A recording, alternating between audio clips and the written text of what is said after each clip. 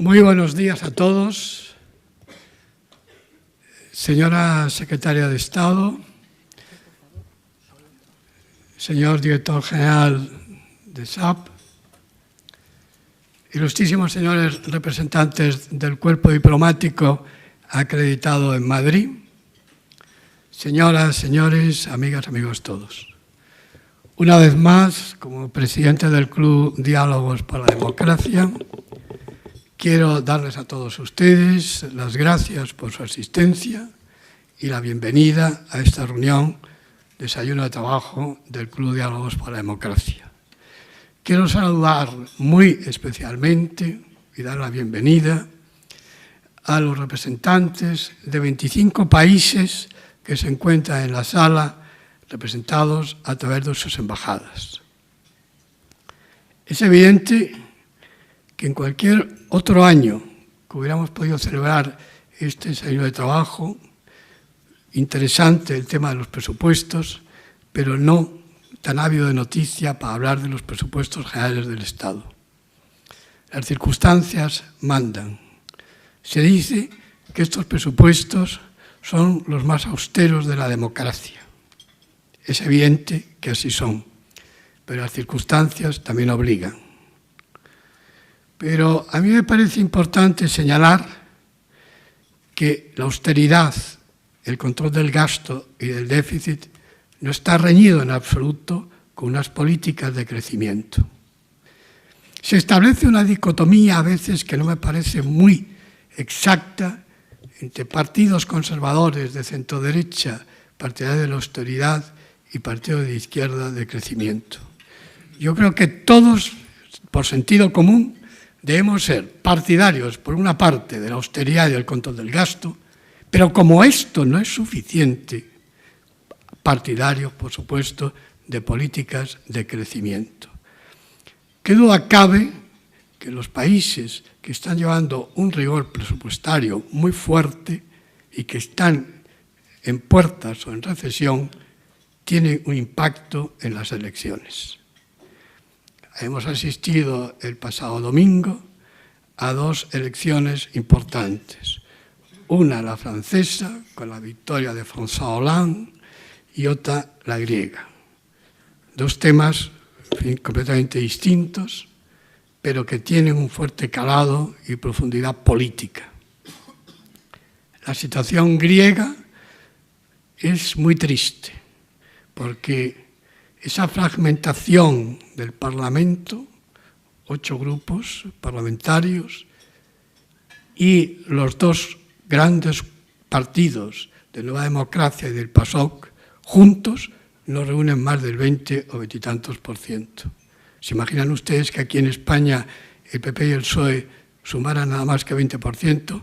Una tragedia. Y una tragedia también muy grave es que el partido neonazi haya tenido 21 diputados. Los griegos han sabido muy bien lo que es el nazismo. Si no, que se lo pregunte a la reina de España, doña Sofía, que tuvo que salir exiliada. No entiendo cómo un partido neonazi está en la legalidad. La situación de Francia es completamente distinta, afortunadamente, pero qué duda cabe que la postura de Monsieur Hollande, presidente electo, de incidir muy fuertemente sobre la política de crecimiento, va a tener una gran importancia en la política franco-alemana. La señora Merkel ya está viendo, en fin, que esa política tan estricta del control del déficit y del gasto le está pasando ya factura. En las recientes elecciones del Länder de Schleswig-Holstein se ha demostrado que la señora Merkel pierde el recorrido. Vamos a ver qué pasa el próximo domingo en el Länder de Renania-Westfalia. También, por otra parte, el alemán medio está sufriendo las consecuencias, porque en definitiva, el 50% del Producto Interior Bruto se exporta. ¿Dónde se exporta? Una gran parte a la Unión Europea. La Unión Europea consume menos, por consiguiente importa menos, y eso perjudica lógicamente al alemán medio y puede poner en riesgo que las próximas elecciones que se van a celebrar en el año 13, la señora Merkel, el partido de CDU, no salga, en fin, con posibilidades de gobernar, aunque tendrá que pactar seguramente con los verdes, porque los liberales están bajando fuertemente. Es necesario esas políticas de crecimiento a partir del Banco Europeo de Inversiones, en políticas con financiamiento público y privado, en infraestructuras, energía verde, en I+D, etc. Porque si no, países como España, si no flexibilizan la consecución del 3% de déficit, podemos encontrar una situación muy difícil. Yo siempre pongo el ejemplo que es muy sencillo. Cuando una persona tiene un sobrepeso de 50 o 60 kilos, va al médico y le dice, usted tiene que tomar estas medicinas, pero tiene que dejar de comer radicalmente y solamente en 3 meses puede usted tomar agua. Es evidente que al cabo de 3 meses se muere. Pues España puede estar en una situación, si seguimos apretando, si realmente lo que hemos conseguido del estado de bienestar social por los imperativos de las circunstancias se va perdiendo, el paro no disminuye, podemos evidentemente encontrarnos en situaciones abocadas a conflictos sociales. Hoy he oído en la radio que ya se habla, en fin, de que Bruselas va a flexibilizar un año más la consecución del 3% del déficit. Son buenas noticias. En ese camino es lo que tenemos que conseguir. Yo no quiero extenderme más porque vamos a terminar a las 10:30. Quiero agradecer, por una parte, muy sinceramente, a la Secretaria de Estado de Presupuestos y Gastos del Ministerio de Hacienda y Administraciones Públicas, su presencia entre nosotros y el honor que nos hace. Agradecer también a la empresa SAP, su patrocinio, que sin ello hubiera sido imposible realizar este acto. Y sin más, cedo la palabra, tal como figura en la agenda de la invitación, a Jordi Aracil, director del sector público y de administración de SAP, para que nos haga su presentación.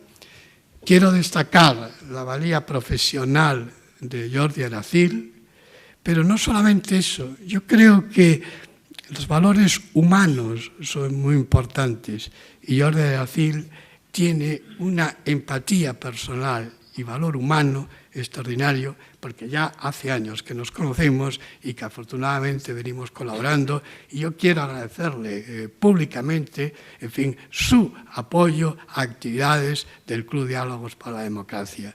Tiene la palabra Jordi Aracil. Muchas gracias. Pues muchas gracias, Antonio, por tus palabras. Buenos días a todos. En primer lugar, muchas gracias, Antonio, por tus palabras. Buenos días a todos. En primer lugar, quisiera agradecer la presencia de la Secretaria de Estado de Presupuestos y Gastos del Ministerio de Administraciones Públicas, de Hacienda y Administraciones Públicas. Es un honor compartir contigo este acto. Agradecer también a ti, Antonio, tu amable invitación y también al Club de Diálogos para la Democracia, vuestra amable invitación a la participación de este evento, y agradecerles también a todos ustedes su presencia.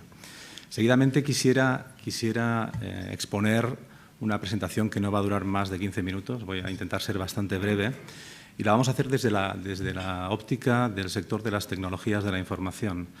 Y vamos a intentar explicarles cómo vemos el apoyo que puede dar el sector tecnológico, las tecnologías de la información, al control del gasto y a la mejora de la sostenibilidad de las administraciones públicas. Y lo hacemos desde SAP. SAP es una compañía europea, una compañía con sede central en Alemania, que emplea hoy más de 54.000 personas en todo el mundo, que opera en más de 120 países y que tiene 40 años de experiencia en transformar sistemas de gestión de grandes organizaciones, grandes y medianas organizaciones públicas y privadas. Nosotros nos dedicamos a desarrollar plataformas de software de gestión para empresas y para organismos públicos. Ocupamos hoy la posición número 5 en el ranking de capitalización de Eurostock. Somos la primera compañía europea de software y hoy más de 90.000 corporaciones privadas y públicas en todo el mundo utilizan nuestras tecnologías y soportan sus sistemas de gestión con SAP. Más de 1.100 empresas son socios nuestros y se dedican a integrar nuestras tecnologías. En España venimos operando desde el año 1988, tenemos ya una presencia importante, más de 24 años, empleamos a más de 600 personas y generamos un empleo indirecto muy importante, y eso quiero resaltarlo. Somos 600 empleados en SAP España, pero más de 7.000 personas hoy dedican el 100% de su día a día a implantar, a integrar nuestras tecnologías en empresas y administraciones públicas. A nivel mundial, para que se sitúen, de las 54.000 empleados que somos, estamos dando empleo a 500.000 personas aproximadamente en todo el mundo, que están integrando estas tecnologías en estas 90.000 corporaciones públicas y privadas. Nuestra experiencia sectorial está ayudando a las empresas y a los organismos públicos a operar de manera más efectiva. Nosotros lo que hacemos es recoger las mejores prácticas de cada una de las industrias y lo que hacemos es paquetizar estos procesos, estandarizarlos y devolverlos al mercado. Como les decía antes, son más de 40 años de experiencia. Estamos presentes en 25 industrias, en 25 sectores de actividad, con un nivel de penetración importante. Aquí les estoy mostrando un informe que trabajamos el año pasado con Forbes, analizando las 2.000 compañías más grandes del mundo.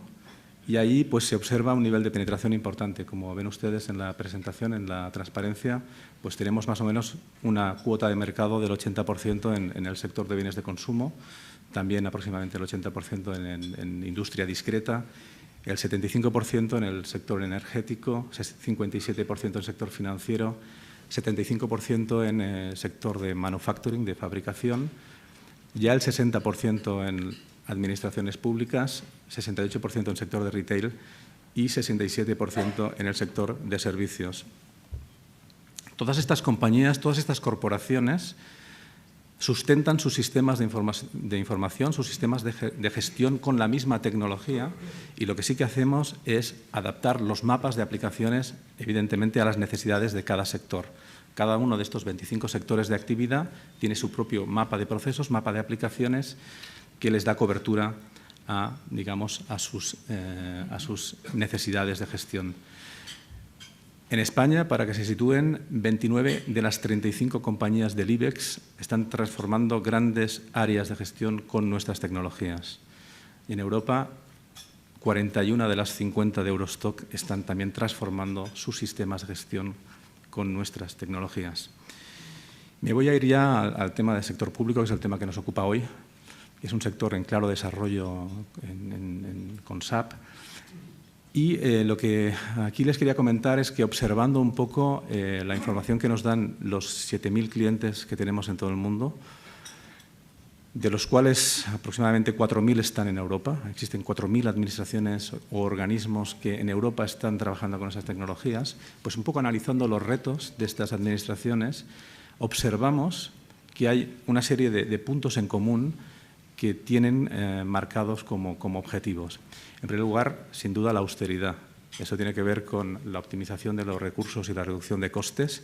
Y también en Europa claramente tiene que ver con la necesidad que tienen las administraciones de conseguir cumplir los objetivos de déficit que marca la Unión Europea. Este es un reto común a la mayoría de administraciones en toda Europa. En segundo lugar, existe un reto que todas tienen, que es el estímulo al desarrollo industrial, el estímulo económico y el estímulo a la creación de empleo. Claramente las administraciones necesitan desplegar programas y políticas de estímulo a la creación de empleo y al desarrollo industrial y económico. En tercer lugar, un reto común también a prácticamente todas las administraciones es el reto que tiene que ver con la comunicación, con la transparencia. La mayoría de administraciones tienen que hacer visibles sus sistemas de información, sus datos económicos a los ciudadanos y tienen que desplegar cada día más mecanismos de participación que incluso puedan tener que ver con las propias redes sociales. Esto, sin duda, es otro reto que tienen la mayoría de administraciones. Y además tienen que facilitar ese acceso a la información en cualquier momento desde cualquier dispositivo. Este sería el cuarto reto que entendemos que tienen las administraciones. Y ahí paso ya al siguiente punto. Partiendo de estos retos, la pregunta es cómo las tecnologías de la información pueden ayudar a mejorar la eficiencia en la gestión pública y, por tanto, cómo pueden contribuir a recuperar la senda de crecimiento. Aquí nosotros hemos anotado algunas líneas, algunas propuestas que entendemos que pueden ser útiles para mejorar la eficiencia en el desarrollo de la gestión pública. En primer lugar, observamos la incorporación progresiva de modelos empresariales en la gestión pública. Cada vez vemos que el comportamiento de muchas administraciones públicas, de las más desarrolladas, tiene que ver con comportamientos parecidos a los que tienen las empresas. Se están adoptando modelos de gestión empresarial que tienen que ver con claros objetivos de eficiencia. Y les voy a poner algún ejemplo. Por ejemplo, establecer centrales de compras o establecer mecanismos de optimización de los flujos de caja, cash pooling, de tesorería. O, por ejemplo, establecer objetivos de retribución variable a los empleados públicos. Existen muchos procesos que se están implantando en el sector privado que deben de irse incorporando de manera progresiva al sector público y esto lo venimos observando en las principales administraciones públicas. También entendemos que es necesario el establecer modelos de servicios compartidos. Claramente existen economías de escala, y esto está claramente probado en el sector privado, en la aplicación de estos modelos de compartición de servicios. Estos modelos se pueden implementar dentro de administraciones centrales o, por ejemplo, agregando a administraciones locales o estableciendo servicios desde las comunidades autónomas a las administraciones locales, etcétera. Existen diferentes combinaciones, luego les voy a comentar algunos ejemplos, donde claramente se pueden establecer economías de escala en la gestión de las administraciones públicas en todo el mundo. Luego, las tecnologías también pueden ayudar a establecer plataformas de control, análisis y mejora continua de los indicadores de gestión. Cada vez va a ser más necesario que los responsables públicos, los directivos, los jefes de servicio, los responsables de la gestión pública puedan monitorizar de manera diaria sus indicadores de gestión y puedan tomar medidas correctivas para corregir esas desviaciones. Esto es un claro ejemplo también de cómo las tecnologías pueden ayudar a mejorar esta gestión pública.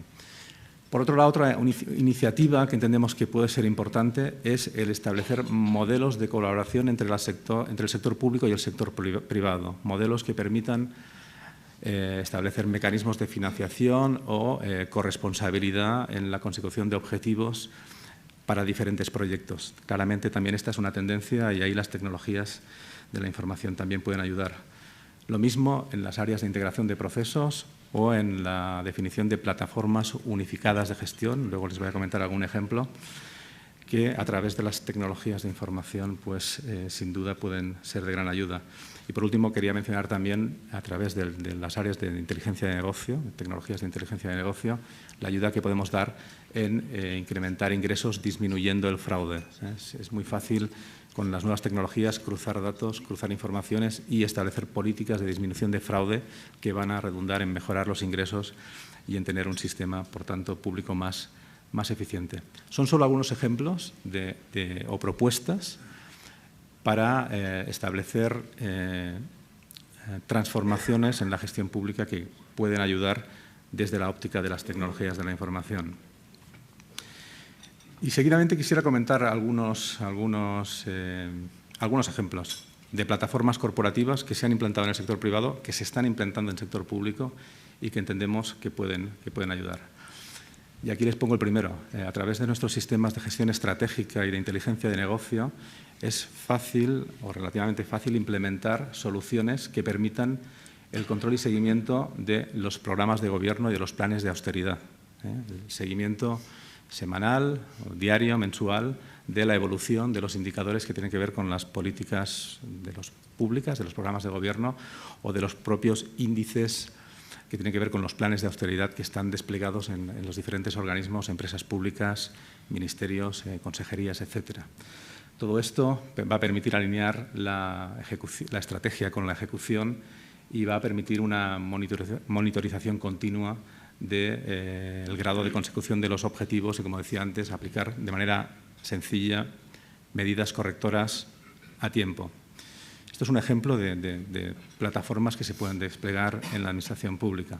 Existe un segundo ejemplo, que tiene que ver con los sistemas de planificación y control económico, que se están desplegando mucho en Europa, se están desplegando en Alemania, se están desplegando en Francia, también se están desplegando en España.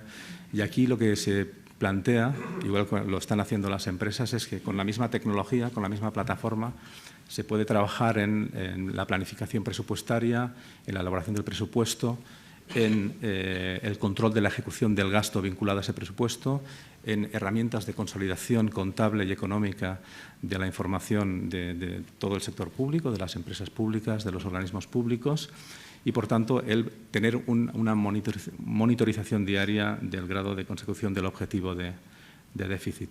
Esto se está desplegando mucho en Europa, en Estados Unidos, en Canadá y también se está desplegando en España.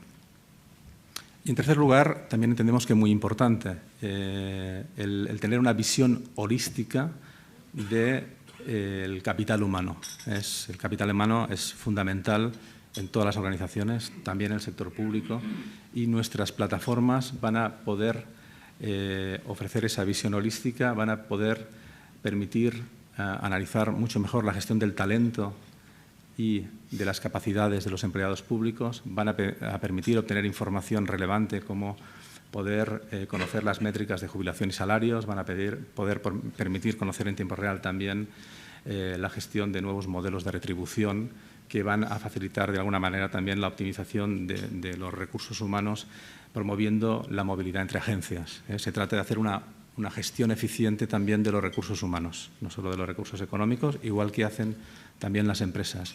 Y estas plataformas corporativas sin duda lo facilitan.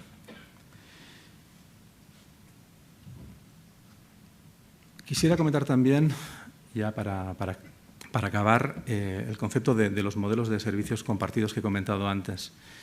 Sin duda, el implantar estos modelos de gestión, de compartición de servicios, va a ayudar a hacer más eficiente la gestión pública. Lo que ocurre en la mayoría de administraciones, lo vemos analizando a nuestros clientes, a esas más de 4.000 organismos públicos que operan con SAP en Europa, es que existe un acceso y una visibilidad de la información limitada entre organismos. Existen departamentos estancos muchas veces y es muy difícil tener una visión, digamos, agregada e integrada de la información. También los procesos muchas veces son inconsistentes y están divididos.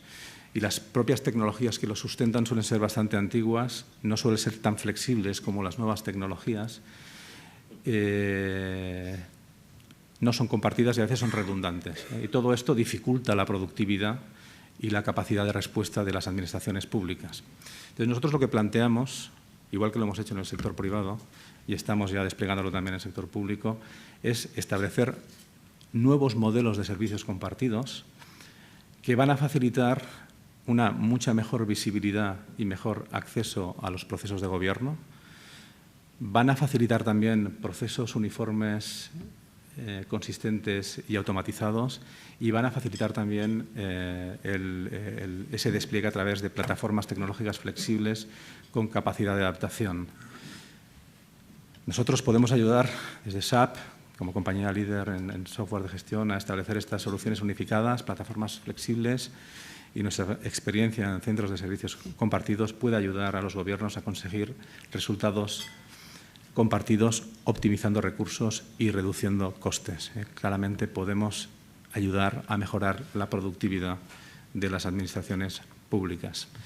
Y como les decía al principio, todo esto lo hacemos recogiendo las mejores prácticas que nosotros entendemos de estos más de 7.000 clientes que tenemos en la administración pública en todo el mundo, unos 4.000 en Europa. Son administraciones de todos los tamaños, administraciones centrales, administraciones regionales, comunidades autónomas. Tenemos 14 comunidades autónomas que están desplegando SAP en España ya. Organismos públicos, ayuntamientos. Estamos, por ejemplo, muy presentes en el Ayuntamiento de Madrid, en el Ayuntamiento de Barcelona, etcétera.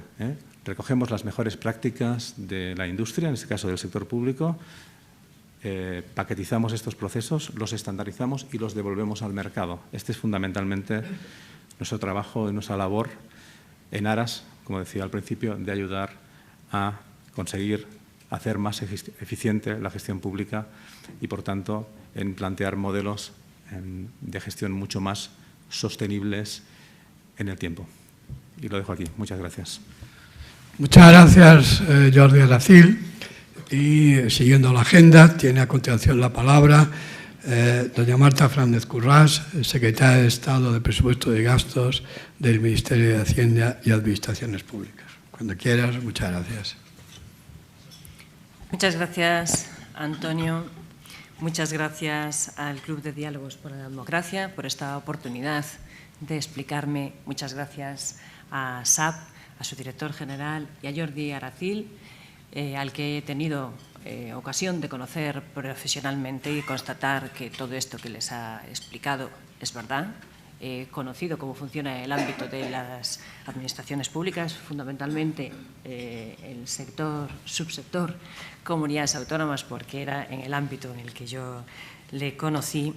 Y enhorabuena por el trabajo que están realizando. Muchas gracias a los directores generales, al gabinete, el interventor general, a todo mi equipo. Muchas gracias, queridos amigos de las embajadas que hoy nos acompañan aquí. Vamos a hablar del presupuesto, que es básicamente lo que corresponde, una de las misiones fundamentales que tiene encomendada la Secretaría de Estado de Presupuestos y Gastos. Pero quería hablarles del presupuesto como parte de un plan económico, como parte de la política económica del Gobierno.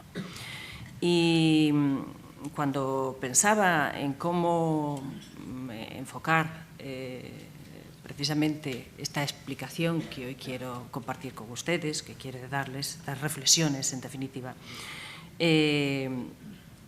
pues estuve pensando que este fin de semana estuve en La Coruña, que es donde vivo habitualmente, salvo cuando estoy en Madrid trabajando, y que, como ustedes saben, llueve mucho. En concreto, diluviaba. Y una amiga mía peluquera, que comprenderán que a las peluqueras les influye mucho el tiempo, porque normalmente no deja los pelos muy bien peinados, pues me dijo en tono airado: vaya hombre, van a tener que abrir el pantano después de habernos amenazado 1000 veces que iban a cortar por la sequía. Evidentemente entendí este tono airado y enseguida me acordé aquello de Pieuvre, porco goberno. Enseguida recordé también la conversación que había tenido con otra amiga, esta inspectora de Hacienda, que me decía: oye, algo tendréis que hacer para el crecimiento. El mismo nerviosismo y tono airado. También recordé a otros dos amigos, uno de ellos catedrático de Hacienda Pública, con el que he tenido el honor de trabajar muchos años y que antes del 2009 le gustaba presumir de pobre y siempre decía lo mismo: yo no tengo dinero, pero tengo capacidad de crédito. Y esto lo contrapongo a la actitud de otra amiga, esta médico, que me reconocía que las cosas le iban muy bien, estaba facturando lo mismo que siempre, tenía algo menos de renta disponible porque ya se sabe que todo sube, pero me decía que básicamente ella no se atrevía ni a comprar, ni a gastar, ni a invertir. Si antes quería comprar un coche, lo compraba, me había metido en un piso, en una segunda residencia, pero ahora no se atrevía ni a viajar. Y este me pareció un buen resumen de la situación que está en este momento nuestro país. El país está enfadado. El que no tiene dinero no puede gastar porque no tiene facilidades de crédito. Ya no hay esa capacidad de crédito que decía mi amigo catedrático de Hacienda Pública. Y el que tiene dinero no lo gasta sencillamente porque tiene miedo.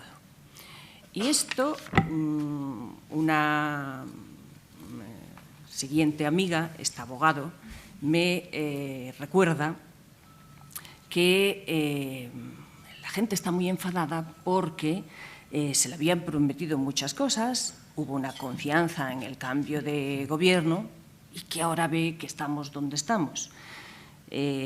También traigo a colación una reflexión que hizo mi ministro, el ministro Montoro, en una entrevista recientemente, en el que decía que, bueno, el Gobierno estaba haciendo muchísimas cosas y quizás las estamos explicando atropelladamente.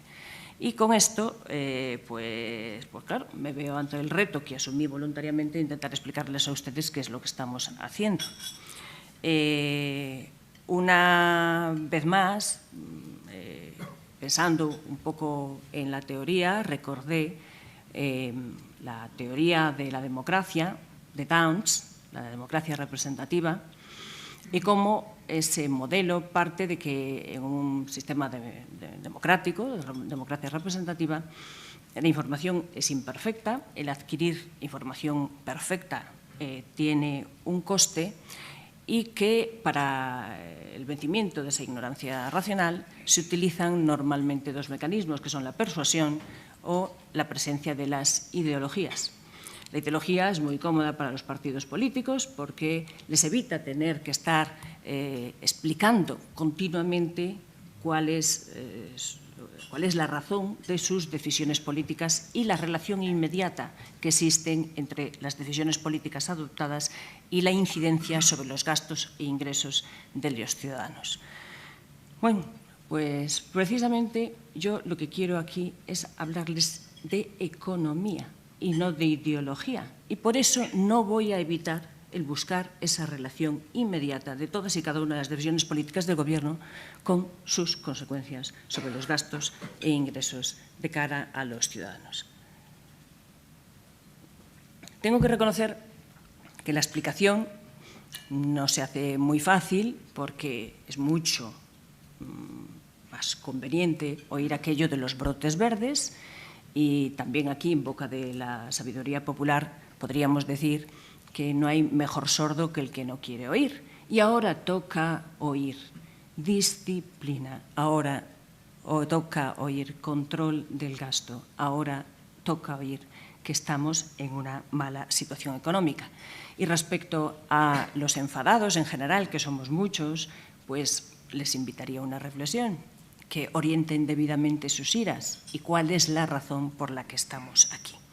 Pues bien, el principal problema político del Gobierno, sin duda, es resolver el problema capital de los ciudadanos, que no es otro que el paro y la recesión, poniendo en práctica un modelo económico en el que cree y que defiende, pero que además ya ha funcionado. Ha funcionado entre los años 96 y 2004 y eso permitió una temporada muy larga de crecimiento que dio sus frutos hasta el año 2008. Y de la misma forma que las decisiones correctas tienen inercias positivas después de haber sido adoptadas, las decisiones incorrectas tienen también inercias negativas y producen consecuencias desfavorables. Y esas consecuencias desfavorables no son otra cosa que casi 6 millones de parados y recesión.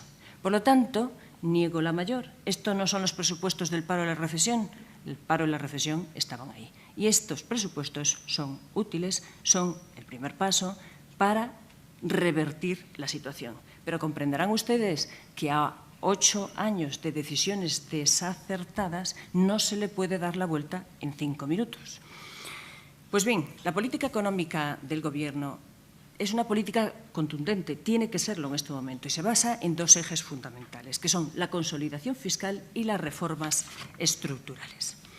Porque creemos en la consolidación fiscal, sin duda creemos en la consolidación fiscal y en la gobernanza fiscal, y existen multitud de estudios empíricos que demuestran una relación inmediata entre la gobernanza fiscal y la reducción de la prima de riesgo, nos pusimos a trabajar desde el minuto cero. El 30 de diciembre se publicó un Real Decreto Ley, al cabo de una semana de constitución del Gobierno, un Real Decreto Ley que llevaba ya hacia el camino de la consolidación.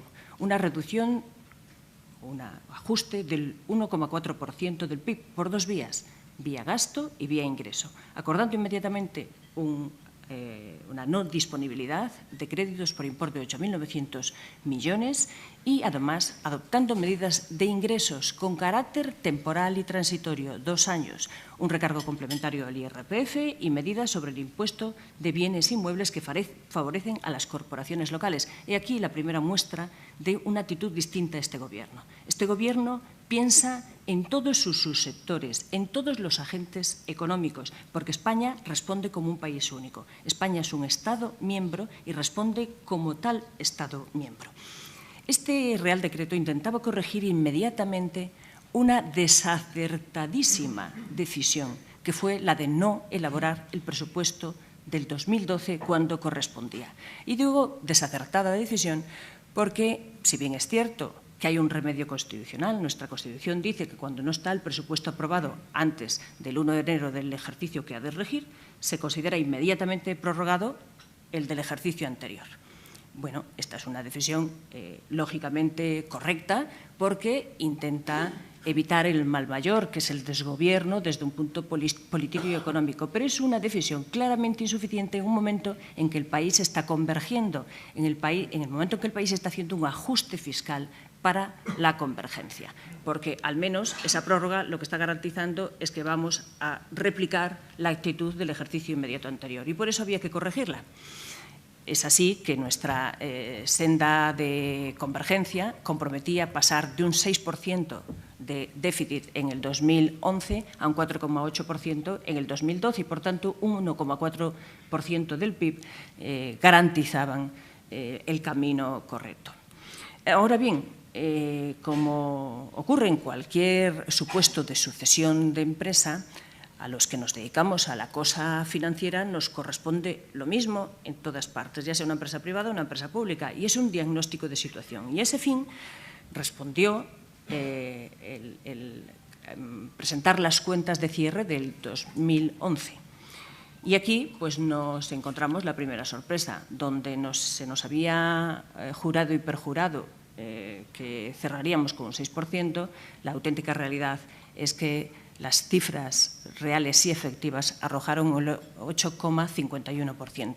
Insisto lo de reales y efectivas porque nos pasamos 3 meses oyendo todo tipo de acusaciones falsas en el sentido que este Gobierno pretendía manipular las cifras de cierre del 2011 para tener más margen de cara al ajuste del 2012. Bueno, recientemente Eurostat ha confirmado sin reservas las cifras presentadas por la Intervención General con la corrección que siempre hace y trabaja la Intervención General. Por lo tanto, en primer lugar, análisis de la situación, diagnóstico y reacción inmediata. El incumplimiento no era igual para todos los subsectores, dicho esto en términos de contabilidad nacional. El Estado se había desviado 0,3 décimas, las corporaciones locales muy poquito, 0,08 y la Seguridad Social 0,5. El problema estaba en las comunidades autónomas, que se desviaron un 1,6% del PIB respecto al objetivo fijado, es decir, habían más que duplicado el objetivo inicialmente señalado. A partir de aquí, las comunidades autónomas, un problema. Yo no quiero decir que sean las culpables porque no lo pienso. Solamente quiero decir que es un problema que ya se había venido generando con mucha anterioridad y que, además, al respecto se había articulado la correspondiente campaña de desprestigio. Y quiero decir que en este sentido nos ha faltado pedagogía, nos ha faltado visión de análisis conjunto, nos ha faltado responsabilidad de Estado conjunto, porque no nos hemos empeñado en defender la riqueza política y administrativa que el Estado de las autonomías, que es España, comporta. Ciertamente, el Estado de las autonomías funciona desde el punto de vista hacentístico, con una serie de transferencias internas entre los distintos subsectores y, al efecto, se han aprobado distintos sistemas de financiación de las comunidades autónomas. Teníamos un sistema de financiación que era imperfecto, sin duda. También es cierto que ningún sistema, por óptimo que sea, va a satisfacer al 100% de los agentes implicados. Pues bien, aquel tenía imperfecciones que se podían corregir o subsanar técnicamente, pero lo que desde luego no se podía hacer, no se debe hacer nunca, es manipular el sistema de financiación de las comunidades autónomas. Pues esto se hizo y ocurre que los números funcionan así. La aritmética es perversa y cuando se manipula una magnitud financiera provoca otras magnitudes o consecuencias financieras no deseadas. Pues esto ocurrió en el caso de las comunidades autónomas. Se le transfirieron en el 2008 y en el 2009 un volumen ingente de recursos que derivaron de unas malas previsiones, yo ya no sé si intencionadas o no intencionadas, del Gobierno en la época. Lo cierto es que el efecto final es que ese volumen ingente de recursos funcionó como auténticos recursos keynesianos. Se le transmitieron a las comunidades autónomas y ellas los consolidaron sin más en gasto corriente. Por si fuera poco, en el mare magnum ya generado, que digo es mare magnum porque esto ha provocado consecuencias financieras para el futuro, para el día de hoy, para los 5 años siguientes, para los 10 años siguientes, porque el Gobierno actual ha tomado medidas. Pues bien, aún así modificamos el sistema de financiación de las comunidades autónomas y le pusimos encima más recursos, con el mismo destino. También se consolidaron en forma de gasto corriente. Y una vez llegada a esa situación y teniendo en cuenta que las comunidades autónomas son depositarias de las competencias más nobles del estado del bienestar, lo cierto es que se echó el freno. Y se echó el freno en el peor momento, precisamente en el ejercicio 2011. Y se le echó el freno dándole menos entregas a cuenta a las que les correspondía, negándole los fondos de cooperación, convergencia y competitividad, exigiéndole la devolución de las liquidaciones negativas que ahora daban la vuelta y se les reclamaba, y además, por si esto fuera poco, se quiso utilizar atropelladamente un sistema de control que hoy también está previsto en la Ley Orgánica de Estabilidad Presupuestaria, de la que luego les hablaré, pero que se utilizó mal e indebidamente. Me refiero al hecho de que el endeudamiento propio de las comunidades autónomas, que tiene que ser controlado por el Estado, porque es competencia exclusiva del Estado la coordinación financiera en esta materia, pues desde julio del 2011 no se autorizó, no se tramitó ninguna autorización de endeudamiento para las comunidades autónomas. Bueno, esto es algo así como poner una mano delante de la fuente, porque la probabilidad de que tengamos, de que el agua se nos cuele entre los dedos es altísima. Pues eso justo es lo que pasó. Las comunidades autónomas siguieron gastando. Como digo, su gasto es difícilmente revertible inmediatamente sin planificación, porque es un gasto destinado a garantizar los servicios públicos fundamentales, y el déficit alcanzó el 2,94%. Sin embargo, lo que no había era tesorería. Antes de empezar el desayuno hablaba con los amigos del SAB, como ellos han sido víctimas también de esta situación. El gasto siguió discurriendo, lo que no había era pagos, lo que no había era cash. Pues bien, diagnóstico y solución. Esto es lo que ha pasado y el Gobierno, durante el primer trimestre, inmediatamente adoptó las decisiones necesarias para revertir esta situación. El Consejo de Política Fiscal y Financiera, celebrado en febrero, lo primero que se hizo fue ampliar el plazo de devolución de las liquidaciones negativas, esos saldos excesivos del año 2008 y 2009, pasando de 5 a 10 años. Al mismo tiempo, la liquidación positiva correspondiente al 2010 se le adelantó. Normalmente esa liquidación se devenga y se abona en el mes de julio. Bueno, pues para atender estas dificultades de liquidez se les anticiparon ya, todas la han cobrado. Pero además se pone en marcha una operación financiera sin precedentes, de una complejidad importante. Les recuerdo que ha sido necesario hacer una ley orgánica, 2 reales decretos, una orden ministerial, varios consejos de política fiscal y financiera y diseñar un préstamo sindicado entre el ICO y la gran banca. La finalidad, inyectar directamente en la economía 35.000 millones de euros con destino al pago de proveedores. No estamos hablando de dinero que se consigna en el presupuesto y que luego se ejecuta o no se ejecuta. Esto era cash, inyección directa de liquidez a la economía. Además, la actitud del Gobierno fue dar ejemplo. Hace un presupuesto restrictivo, con un ajuste sin precedentes, 27.300 millones de euros. Transfieren más recursos a las comunidades autónomas también en el propio presupuesto. ¿Por qué?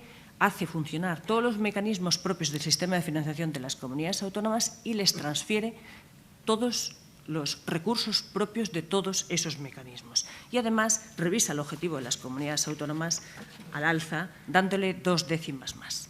Diagnóstico y solución también fue abordar ya definitivamente las reformas estructurales que las comunidades autónomas venían clamando, al menos desde que yo puedo dar fe, desde el año 2005, solicitando reformas estructurales en educación y en sanidad que garantizasen la sostenibilidad de nuestro estado del bienestar con las garantías precisas para todos y cada uno de los ciudadanos.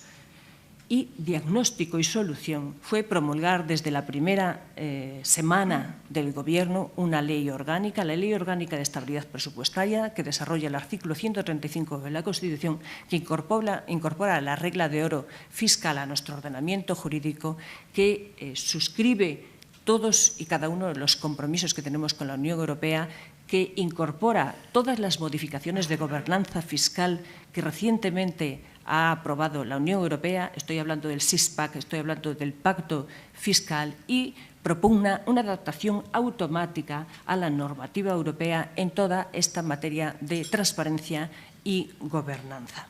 Pues bien, esto se lo quiero decir porque un gran problema que eran las comunidades autónomas, y digo eran porque lo creo firmemente, un problema que ha generado desconfianza internacional, está diagnosticado y encauzado. Una vez garantizada la suficiencia financiera, una vez determinado los recursos que realmente corresponden a las comunidades autónomas, se adopta el instrumento, la herramienta de control más potente que hasta el momento hemos diseñado, que es una auténtica brújula financiera de los gobiernos, porque esta Ley Orgánica de Estabilidad Presupuestaria se va a aplicar a todas las administraciones públicas. Tiene importantes y muy potentes mecanismos de control, de intercambio de información, una central de información que el amigo Jordi Aracil ya me contaba las posibilidades de ayuda que SAP tendría en esta línea. Y como pueden comprender, toda esta tarea ha recaído en buena parte sobre los mismos costales, que son aquellos que se hacen las funciones financieras del Gobierno. Los de cultura no suelen dedicarse a estos fines. Y lo digo también para borrar de vez otra acusación maledicente de que el Gobierno retrasaba deliberadamente la presentación de los presupuestos generales del Estado. El Gobierno se comprometió a presentar los presupuestos generales del Estado el 30 de marzo y lo hizo, los elaboró en un tiempo récord y con la consecuencia de que todo mi equipo aquí presente está prácticamente atragantado a hacer números. Entre el cierre del 11, el presupuesto del 12, el presupuesto del 13, que ya lo están haciendo, combinado esto con su trabajo ordinario, que no es otro que controlar la ejecución del presupuesto que tenemos en vigor, del presupuesto inmediatamente prorrogado, y aún así han tenido tiempo para diseñar los procedimientos correspondientes a una ley orgánica técnicamente muy buena que nos va a permitir este control que buscamos y pretendemos. En definitiva, señores, lo que les quiero contar es que el Gobierno tiene un plan. El Gobierno tiene un plan financiero que se refleja en el pacto, en el programa de estabilidad, y tiene un plan económico que se refleja en el Programa Nacional de Reformas. Y el presupuesto es una parte de ese plan que va a ayudar al control del déficit como requisito para el crecimiento económico. Y voy a hablarles un poco del presupuesto, pero aquí también voy a seguir los consejos de otra amiga mía, periodista, que me dice que no les apabulle ni les aburre a ustedes con cifras y números, y no voy a hacerlo.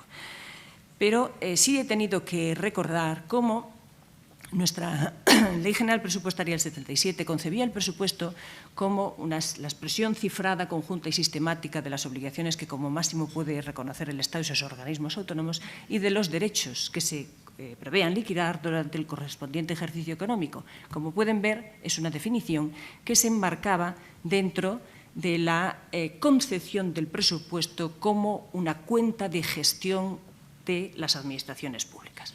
Sucesivamente, las leyes financieras de nuestro país fueron adaptando esta definición, adaptándola tanto desde un punto de vista de su marco institucional, porque ya el presupuesto se refería a más cosas y a más sujetos, y sobre todo subrayando una característica fundamental del presupuesto, que es el del ser un instrumento de política económica, un instrumento capital de política económica, no el único, pero capital, un instrumento que fija los equilibrios macroeconómicos básicos, establece el diálogo entre la actividad financiera y la economía nacional y redistribuye renta y riqueza. Todo esto hace el presupuesto.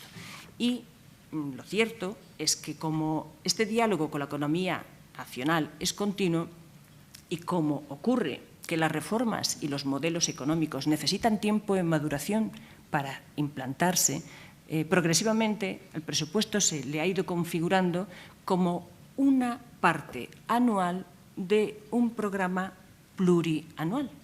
Pues esto es justo lo que yo quiero subrayarles de este presupuesto. Una parte anual de un programa plurianual que pasa por la disciplina fiscal y la consolidación fiscal de todas las administraciones públicas, que pasa por reformas estructurales que estamos haciendo, continuamos haciendo y que estamos implantando van a producir sus efectos para de esta forma generar confianza, empleo y crecimiento. En definitiva, dos patas de una política económica contundente: disciplina y consolidación fiscal y reformas estructurales. Y estos son los presupuestos de la confianza. Es una confianza para los ciudadanos, porque pese a que estén enfadados, ciertamente estos presupuestos son creíbles, son estrictos, son rigurosos. Los ciudadanos se enfadan porque ya descuentan de que nadie les ha dicho que estos presupuestos sean la panacea. No, son unos presupuestos de ajuste. Aún así, asignan 65.000 millones de euros, incluido el gasto financiero. Es un presupuesto también para las instituciones internacionales, claro que sí. Fundamentalmente Europa. Somos un Estado miembro de Europa. Estamos en Europa porque queremos, porque nos convino y porque nos conviene, porque quisimos en el año 86, quisimos en el 2000 y seguimos queriendo estar en Europa. Y las reglas que establece Europa hay que cumplirlas.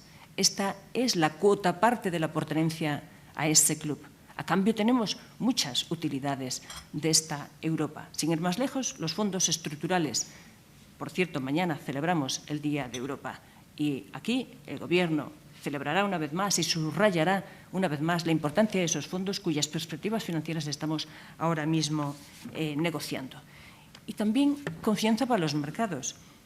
Nos importa la opinión de los mercados. Aquí podemos hablar de los mercados peyorativamente y denostar su actitud como si fuera una especie de mano invisible que se dedica a atacar. No. Detrás de los mercados, ese término impersonal, hay personas que maximizan su rentabilidad.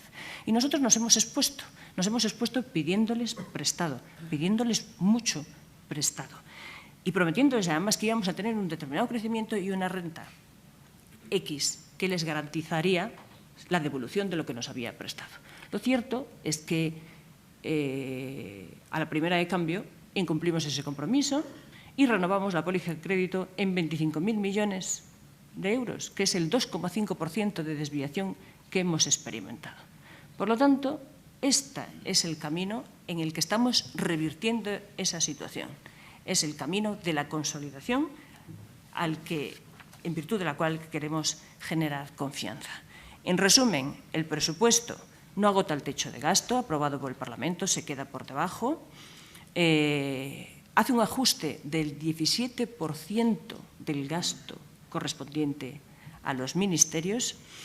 El gasto no financiero de los ministerios es igual al que tenemos que pagar en intereses y desempleo, y esa proporción se ha alterado desde el año 2004 hasta hoy.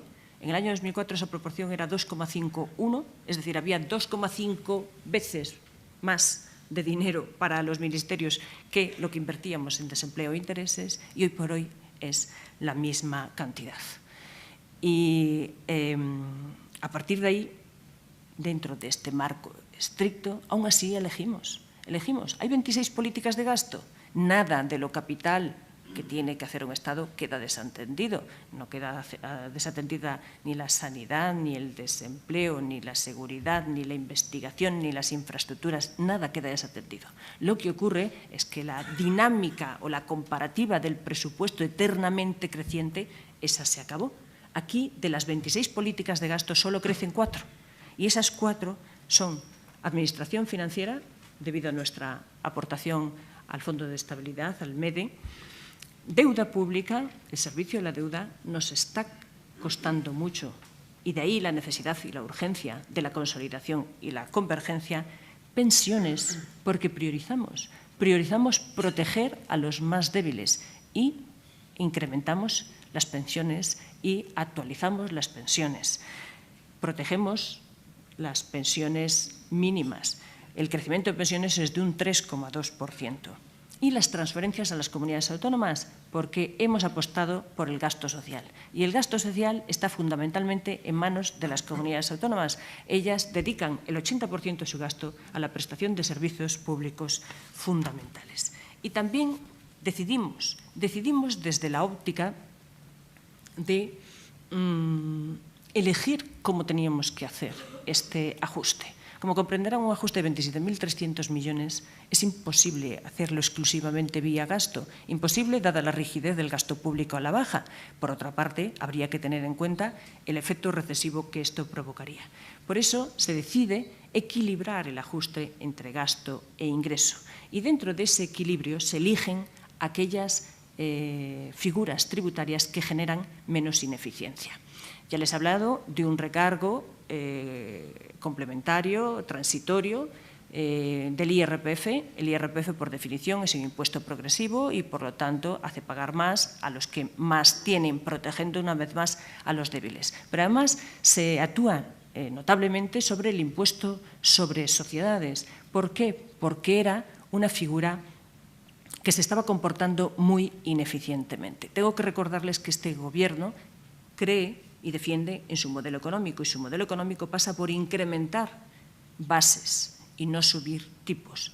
Las bases, básicamente, se recuperarán vía cantidad cuando seamos capaces de convertir estos casi 6 millones de parados en 6 millones de contribuyentes. Mientras esto no llega, incidimos en las bases, incrementando la base verticalmente, haciendo que los impuestos sean más eficientes. Y esto pasa, y esto hemos hecho, en el impuesto sobre sociedades. Y esto hemos hecho con la regularización fiscal, consiguiendo que aquellos que tienen una base cero, pasen a tener una base imponible por la que paguen impuestos en el futuro. Pero, en definitiva, lo que les quiero decir es que el camino final solo se completa. Este es una parte de un plan anual, y el plan anual tiene que fundamentarse básicamente en las reformas estructurales que estamos abordando también desde el primer minuto. Ahí está la reforma laboral, ahí está la reforma de sanidad y educación, ahí está la reforma energética, cumplimentándose progresivamente en pasos, ahí está la reforma financiera.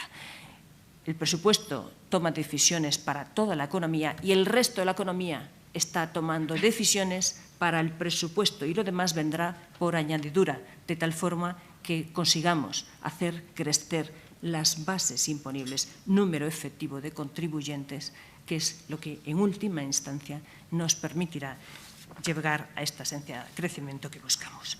En definitiva, no sé si habré conseguido explicar todo lo que quería hacer. Espero que sí que hayan visto en mí una convencida de lo que estamos haciendo y por eso les pido que su confianza dure algo más de 5 minutos. Muchas gracias.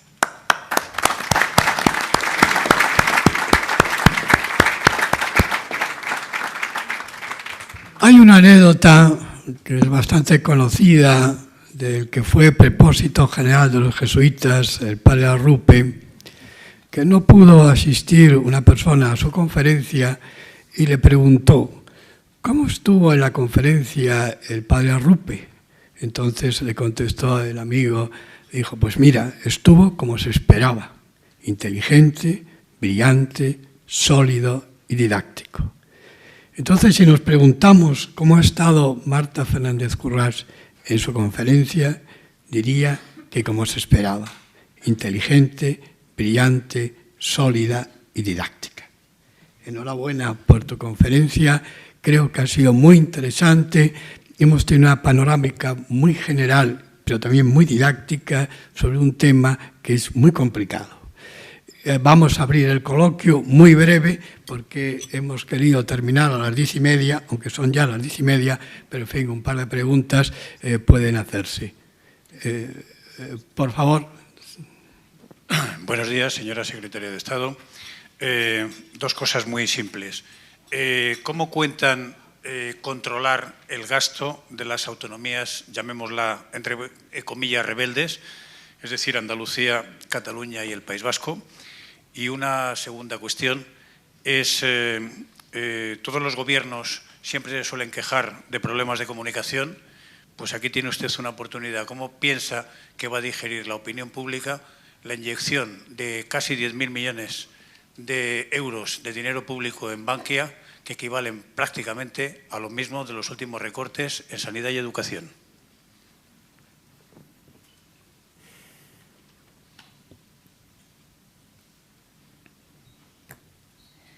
Muy bien. Bueno, respecto a la primera pregunta, las autonomías rebeldes, yo sinceramente espero que no lo sean. De entrada, la primera quincena está anunciado un Consejo de Política Fiscal y Financiera donde todas, excepto el País Vasco, tienen que presentar un programa de estabilidad, básicamente porque sus presupuestos no se acomodaban al límite establecido hasta ahora en la anterior Ley Orgánica de Estabilidad Presupuestaria, que era el 0,75, pero además porque han incumplido el objetivo del déficit del 2011. La Secretaría de Estado de Administraciones Públicas estará debatiendo con ellas los términos de este plan económico financiero y yo espero y deseo que no haya lugar a la rebeldía. Pero si lo hubiera, ahí tenemos una Ley Orgánica de Estabilidad Presupuestaria que les he definido a ustedes como una herramienta útil y necesaria para el control. Bueno, para mí tiene más virtudes, pero como no, otro día les vengo a hablar de la Ley de Estabilidad Presupuestaria y entonces, centrándome en su pregunta, me voy a referir exclusivamente al control. Pues ese control es progresivo, nace desde un autocontrol, exigiéndole una serie de medidas que las propias comunidades se tienen que imponer cuando concurran determinadas circunstancias, a un intercambio de información continuo, que van desde la elaboración de un presupuesto con un techo de gasto a la rendición de un informe antes de que este presupuesto sea aprobado, a la rendición de otro informe una vez que el presupuesto ha sido aprobado por las cámaras legislativas correspondientes, a la elaboración de un informe, todo esto controlado por la Administración General del Estado de cara al cumplimiento de ese déficit. Lo que quiero decir es que son muchas las posibilidades de alertas tempranas. A estas alertas tempranas, el Gobierno, el Ministerio de Hacienda, puede reaccionar haciendo una advertencia. Y esa advertencia puede pasar dos cosas, se cumple o no se cumple. Si se cumple, nada, todo está reconducido. Si no se cumple, entran inmediatamente una serie de mecanismos correctores que pasan por la obligación de que estas comunidades aprueben un acuerdo de no disponibilidad para controlar el desfase que estén viviendo, por la imposición de una multa, de un depósito que primero es remunerado, después pasa a ser no remunerado y si la conducta persiste puede convertirse en multa y es nada más y nada menos que de un 0,2% del PIB. Durante este tiempo, si el Estado observa que las medidas adoptadas son insuficientes, puede recuperar la competencia correspondiente a los tributos cedidos a las comunidades autónomas. Es decir, se revoca la cesión de esas competencias y las ejerce directamente el Estado. Y si todo esto no diera ningún resultado, se puede requerir directamente el cumplimiento al presidente de la comunidad autónoma a través de la mayoría absoluta del Congreso de los Diputados, exigiéndole el cumplimiento forzoso. Todo esto también iría acompañado, además, de una posibilidad prevista en la Ley Orgánica de Estabilidad Presupuestaria del envío de una delegación de expertos, es decir, una auténtica intervención en términos hacendísticos para exigir el cumplimiento y las medidas necesarias para este control. Respecto a la segunda pregunta, la inyección de dinero público. Bueno, ya usted ha calificado de público. A mí me gustará leer la letra del acuerdo del Consejo de Ministros y saber de qué naturaleza es este dinero, porque hasta el momento el Consejo de Ministros no se ha pronunciado. En cualquier caso, entiendo que la reforma financiera lleva el camino correcto. Se ha conseguido un importante volumen de provisiones adicionales sobre riesgos que hasta el momento no eran morosos, no eran fatídicos, sino otras categorías financieras de subestándar.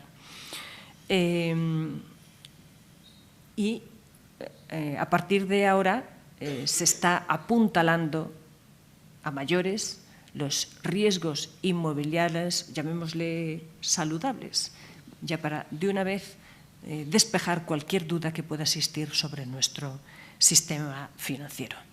Como digo, hay múltiples fórmulas de seguir apuntalando nuestro sistema financiero, pero si usted me pregunta a mí, y llegado el caso, hubiera que poner dinero público a este fin, cuya cuantía yo no se la voy a poder cuantificar porque, insisto, una cosa es que los medios de comunicación nos hablen de 10.000 millones y otra cosa es que eso vaya a ser dinero público. Pues entiendo que en este momento la salud de nuestro sistema financiero es una prioridad de la economía nacional. Me parece que había otra pregunta. Sí.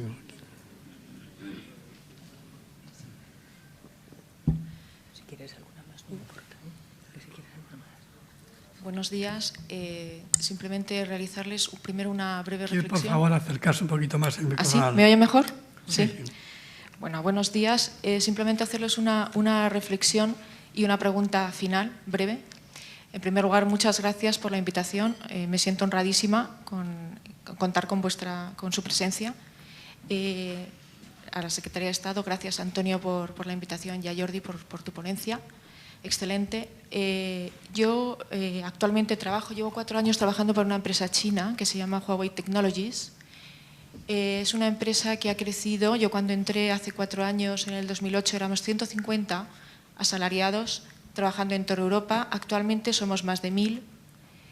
Y realmente lo que pensamos, yo vengo de otro operador, yo vivía en Londres, prestaba mis servicios a nivel mundial gestionando contratos para un operador de telecomunicaciones. Entonces yo creo que España ahora, como el resto del mundo, en lo que estamos yendo es hacia un proceso de metamorfosis, de transformación hacia la esencia que pasa por la adopción de conductas ejemplares. Ha sido un cambio radical, ha sido un cambio en el que ha permitido la adopción, aprender muchísimo de China, que es un gran desconocido. Yo contaba dentro de MBT, realmente me reportaban 15 personas desde Shanghai, y es diferente trabajar con que trabajar para. Se caracterizan por la absoluta precisión, ir hacia la esencia, es decir, los activos que respaldan el crecimiento, pero no es malo, es decir, es un proceso de cambio que lo que nos va a permitir es descubrir aquellas conductas que debemos adoptar y sobre todo en la esencia de los activos que pueden propiciar que realmente pues, el déficit decrezca y que adoptemos las mejores prácticas, aquellas que merecen la pena.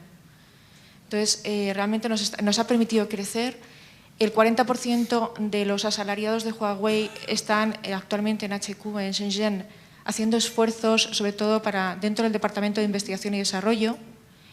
Y Huawei, desde luego, esta empresa, como el resto del gran conocido, que puedo decir que ya conozco más, China, antes simplemente viajaba a Shanghai, pero es distinto ir de visita que participar con ellos. La verdad, a mí me han aportado mucho y lo que quiero decir es que España, ahora veo, y desde luego estamos yendo, como el resto del mundo, hacia un proceso de cambio radical, de transformación, que realmente requiere un esfuerzo. Es cierto que hay cierta contrariedad porque es difícil, pero que se puede hacer bien.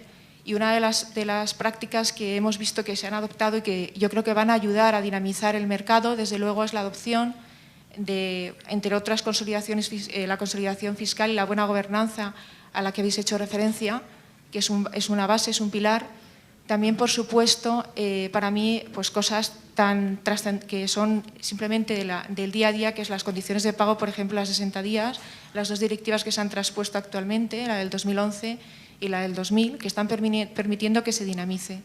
Y en ese sentido, pues esperamos contar con vuestro apoyo para conseguir dando prosperidad, por supuesto, a España, y contáis con todo nuestro esfuerzo para todo aquello que necesitéis desde Huawei.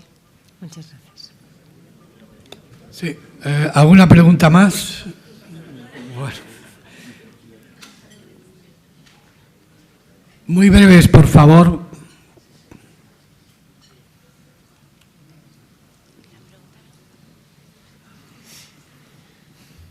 Buenos días, intentaré ir al grano. España ha aceptado ponerse un corsé y un corsé curativo, llegar al 3% el año que viene. Parece que Bruselas estaría dispuesto a concedernos un año más y llegar al 3% en 2014. Quería, bueno, desde la Secretaría de Estado de Presupuestos, que es donde se van a tener que encargar de ajustar las cuentas, cómo valoran esta posibilidad y si dejaremos de contener la respiración cada vez que oímos la palabra presupuestos. Bueno, creo que he intentado explicar que sí. Ocurre que el camino pasa por reactivar primero aquella fuente de la que bebe el presupuesto.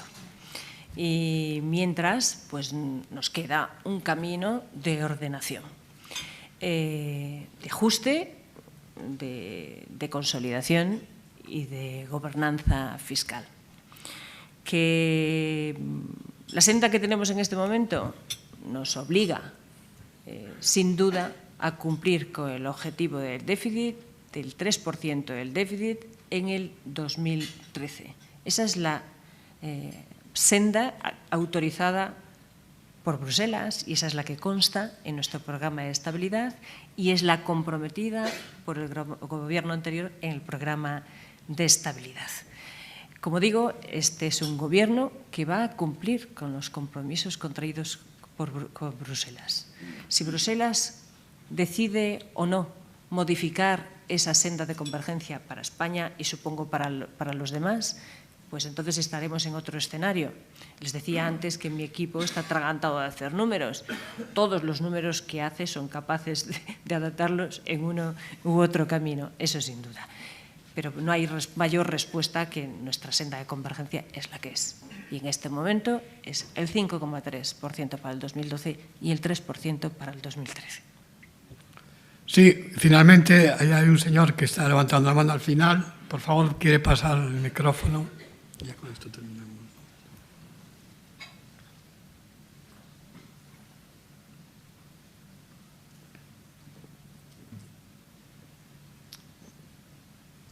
Sí, buenos días. Mire, doña Marta Fernández, me une a usted una simpatía, tanto en lo ideológico como en el paisanaje de nuestras tierras gallegas, y por tanto la tengo un inestimable respeto, confianza y simpatía.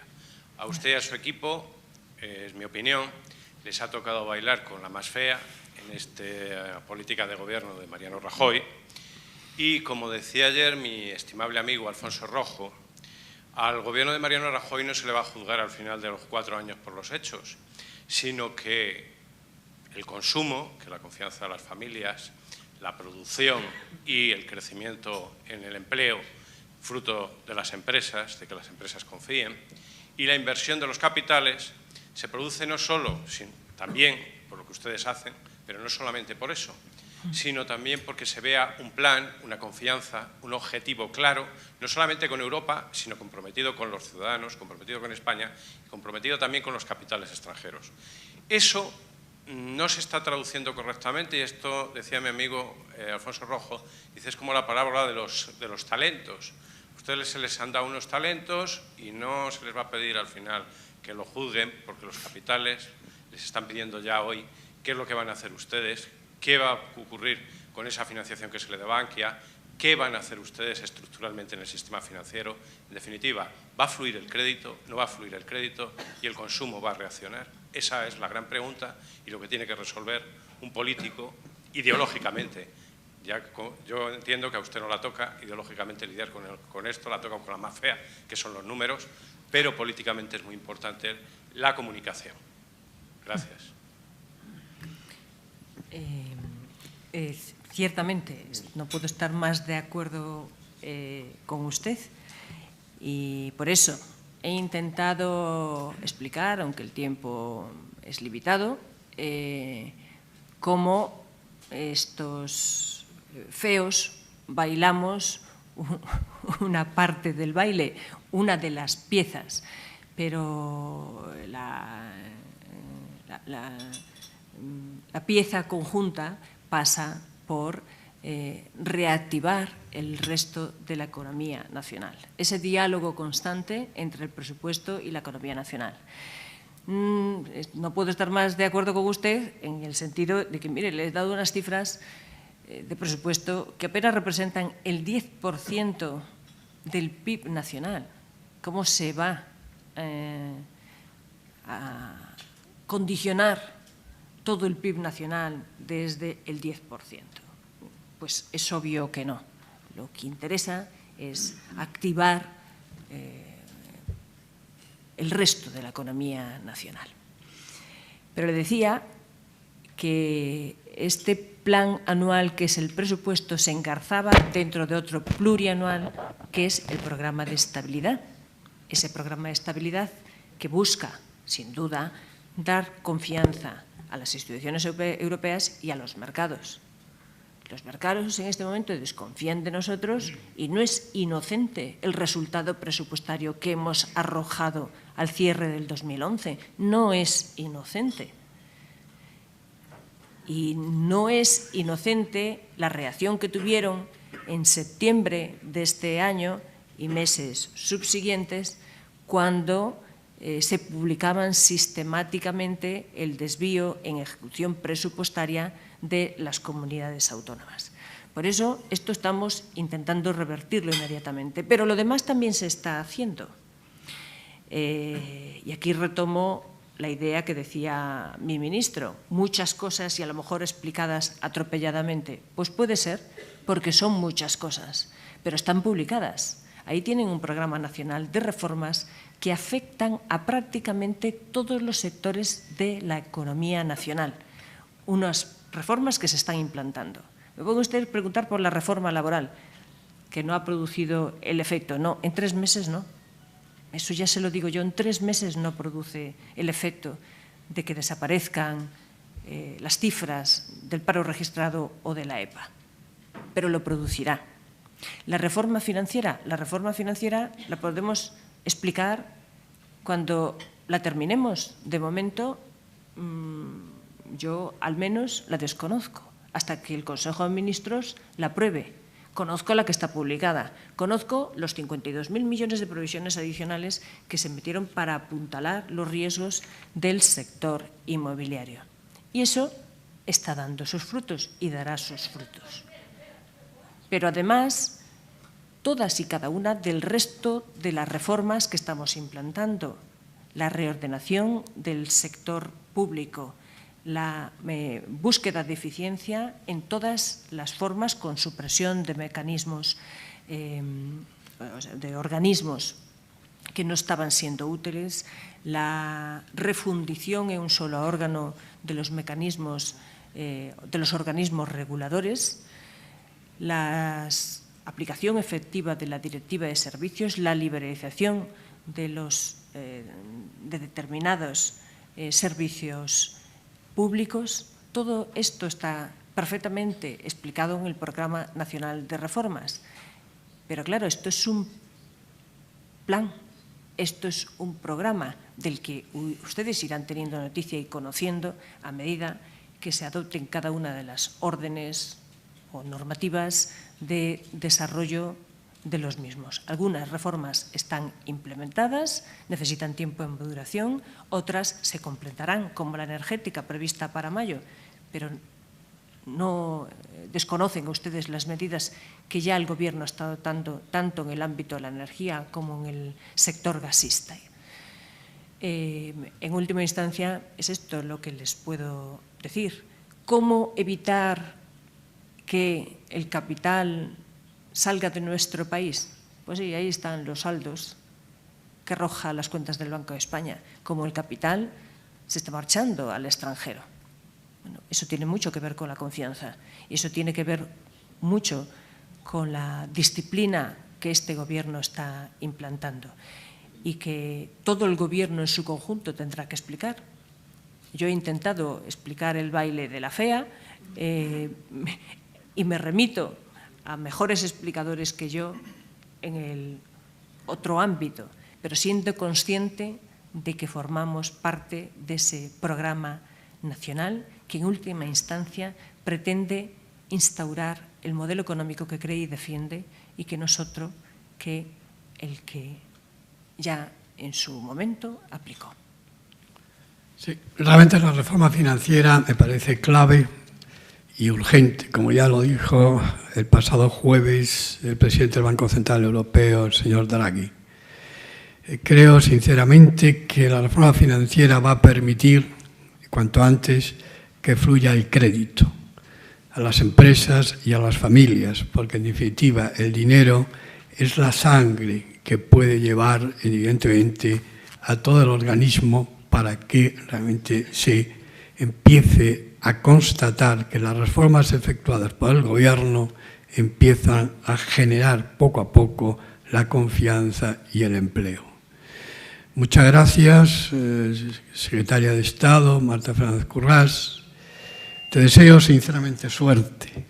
Suerte a ti en lo personal, en lo profesional, en lo político, y suerte al Gobierno, porque en definitiva, si el Gobierno acierta como esperamos todos, tiene personas, evidentemente, este Gobierno muy capaces, hombres y mujeres con gran prestigio, con gran capacidad e iniciativa, con gran experiencia, con gran rigor y con gran seriedad. Mimbres fundamentales para hacer un cesto que pueda realmente hacer que este país vuelva a tener la ilusión, la esperanza y la confianza. Muchas gracias a todos y muy buenos días.